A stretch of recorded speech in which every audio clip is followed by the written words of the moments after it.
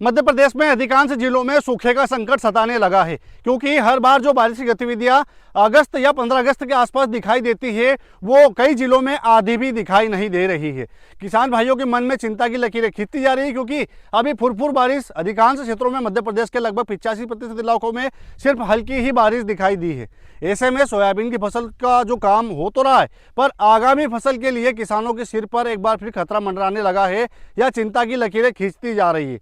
क्योंकि सोयाबीन की फसल तो जैसे तैसे पक जाएगी, पर आगामी फसल जिसमें हम मुख्य रूप से किसान भाई पूरे मध्य प्रदेश में अलग अलग खेती करते हैं, जिसमें प्याज, लहसुन या बात कर लें हम कुछ किसान भाई लहसुन के साथ साथ आलू भी लगाते हैं, मटर भी लगाते हैं या तरह तरह की फसल या मक्का भी लगाते हैं। तो उन सभी किसान भाइयों के मन में यही सवाल है कि सोयाबीन की फसल की जो पूर्ति लायक बारिश तो हो रही है, पर क्या लंबा पूर्वानुमान कोई बता नहीं पा रहा है कि आगे बारिश होगी या नहीं होगी। जो मौसम विभाग बता रहा है कि एल नीनो का साया रहेगा, मध्य प्रदेश में मानसून कमजोर रहेगा और सूखे का संकट दिखाई देगा।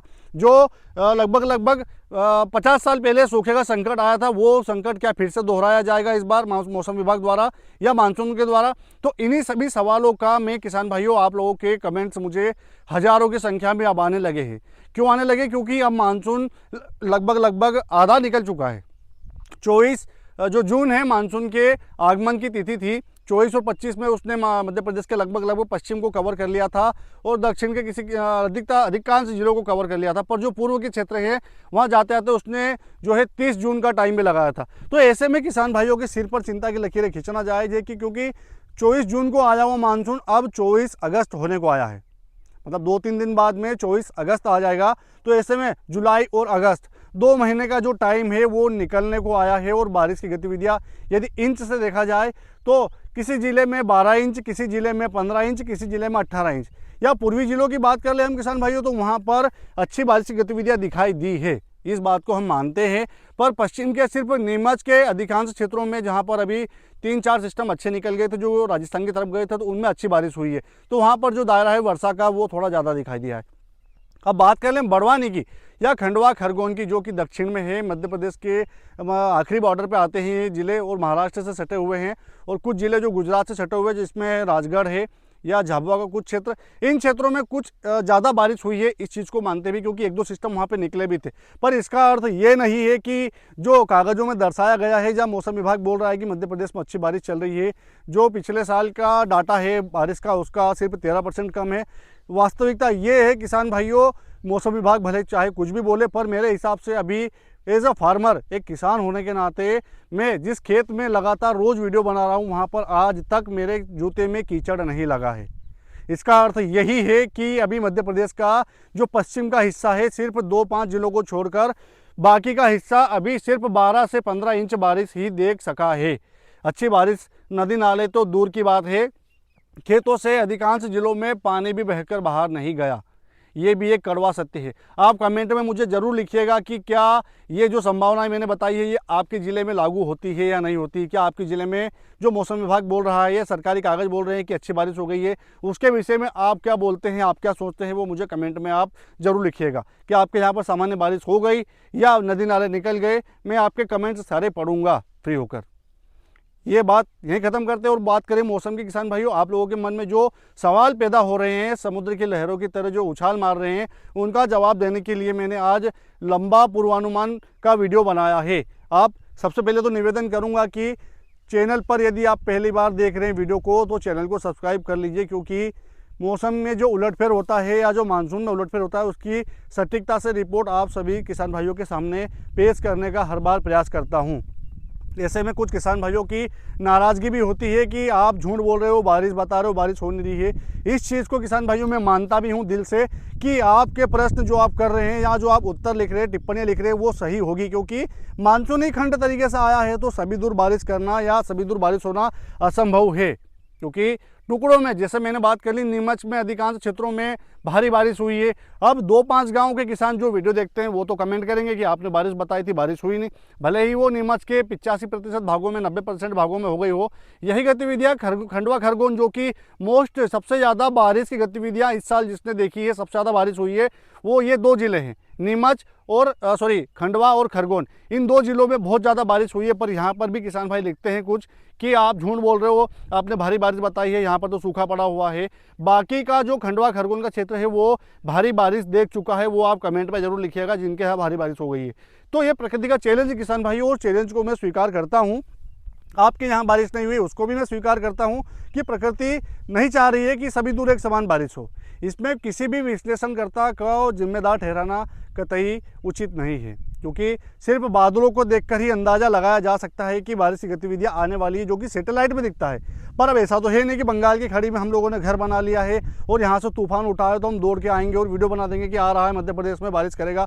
बादलों को देखकर ही जो अनुमान लगाया जाता है, और बादलों को चलाने के लिए हवा अपना रूपरेखा है, अपना प्रारूप तैयार करती है। अब हवाओं के ऊपर डिपेंड रहता है कि ये बादल किस दिशा में जाएंगे। दिखता सैटेलाइट में यही है कि बादल अब मध्य प्रदेश की तरफ जा रहे हैं तो अच्छी बारिश करेंगे, क्योंकि इनमें भारी मात्रा में पानी भरा हुआ है और अरब सागर की ओर से लोकल मॉइस्चर सपोर्ट मिल रहा है और अरब सागर की ओर से नमीदार हवाएं भी आ रही है।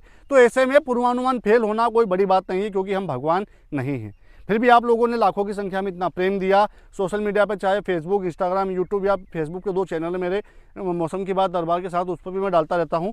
सभी दूर लगभग 15 लाख के आसपास किसान भाइयों का बड़ा परिवार या सबसे बड़ा मौसम चैनल बना, और आप लोगों ने जो सपोर्ट दिया उसके लिए धन्यवाद। अब मौसम की बात करें किसान भाइयों तो आज 18 अगस्त हो चुकी है, मंगलवार का दिन है, और अभी जो बारिश की गतिविधियां, मैंने कल वीडियो डाला था उसमें बोला भी था कि ब्रेक लगेगा, तो ये ब्रेक पश्चिमी मध्य प्रदेश में जारी रहेगा। पर यह भी लिखा था मैंने कि अधिकांश जिलों में आफत रहेगी, अधिकांश जिलों में राहत रहेगी। तो राहत उन किसान भाइयों के लिए थी जहाँ पर रोज़ बारिश हो रही थी, तो वहाँ पर थोड़ी देर 1-2 दिन की राहत थी। बाकी अब परिवर्तन ये होने वाला है कि एक सिस्टम फिर आ रहा है बंगाल की खाड़ी की ओर से, तो उसके प्रभाव से मध्य प्रदेश के जो पूर्व के जिले हैं, जिसमें शहडोल, अनूपपुर, मंडला, डिंडोरी, बालाघाट, टिकमगढ़, निवाड़ी, छतरपुर, या बात कर लें हम भिंड, मुरैना, सीधी, शिवपुरी, गुना, रायसेन, होशंगाबाद, सीहोर की, या हम बात कर लें नसरुल्लागंज या आसपास के क्षेत्रों की बात कर लें, या बात कर लें हम विदिशा की, तो विदिशा तक अभी सिस्टम का असर ये रहेगा कि हल्की मध्यम बारिश की गतिविधियाँ अभी आपको 2-3 दिन दिखाई देगी। उसके बाद में ही मानसून की गतिविधियां आपके क्षेत्र से कम होगी। पर पश्चिम के जो क्षेत्र है, जिसमें रतलाम, मंदसौर, नीमच, झाबुआ, अलीराजपुर, बड़वानी, धार, उज्जैन, इंदौर की बात कर लें, शाजापुर की बात कर लें, या खंडवा, खरगोन की बात कर लें, या हम और ऊपर चले तो आगर मालवा को इंक्लूड करें, या हम बात कर ले हरदा की, सीहोर की, और भी कुछ जिले यदि छूटे हो मध्य प्रदेश के पश्चिम में, तो वो जिले भी, उन जिलों के किसान भाई भी सुन लीजिए कि आपके क्षेत्र में अभी आगामी 25 अगस्त तक किसी प्रकार के बड़े सिस्टम के ना आने के कारण कोई बड़ी बारिश या भारी बारिश की गतिविधियां दिखाई देने वाली नहीं है। एक लंबा पूर्वानुमान आप किसान भाइयों ये बता दूं आप लोगों को, हालांकि इसमें परिवर्तन सुनिश्चित है, क्योंकि लंबा पूर्वानुमान है, हवाओं का प्रारूप यदि बदला तो हो सकता है थोड़ा बहुत परिवर्तन आ जाए, पर लंबा पूर्वानुमान यही है कि 25 से 30 अगस्त के बीच में बड़ा सिस्टम मध्य प्रदेश की ओर आएगा, तो उसके प्रभाव से बारिश की गतिविधियां अच्छी दिखाई दे सकती है वो समूचे मध्य प्रदेश में। अब सितंबर का महीना जो बचा हुआ है, सितंबर का लंबा पूर्वानुमान किसान भाइयों दूं, जिसमें आप लोगों की सर्वाधिक चिंता नज़र आती है, और आप लोगों के जो कमेंट्स है उसको पढ़कर लगता है कि वास्तव में किसान भाई जो बोल रहे हैं वो सही है, क्योंकि मैं भी किसान हूँ। क्योंकि अब सोयाबीन की फसल तो पका लेंगे हम, पर आगे जो सिस्टम यदि नहीं आए तो समझ लीजिए कि हम गेहूँ, आलू, मटर, या फिर प्याज की बात कर ले, लहसुन की बात कर ले, वो नहीं लगा पाएंगे। पर लंबा पूर्वानुमान मेरा विश्लेषण यही कहता है कि जो अब सितंबर का महीना आएगा उसमें यदि कोई बड़ा सिस्टम नहीं भी आता है तो वो मानसून का पीक सीजन कहलाता है।